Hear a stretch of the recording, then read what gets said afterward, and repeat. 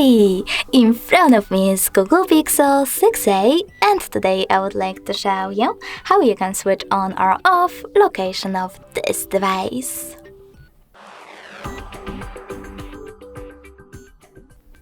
Firstly, just access Tab menu. Now you need to look for location icon, and when you find it, click on it. If you can't find it over here, you need to tap on this pen icon at the bottom left corner of your tab menu. Find it here and drag it to the tab. Then let go back and click on it. As you can see, mine is black. That means that location is off. If you wish to turn it back on, just click on the same shortcut. But you can also go into settings, scroll down and tap on location section over here. Then manage it by clicking on this switcher next to use location feature.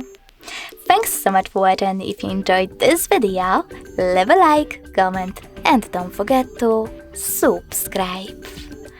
Bye!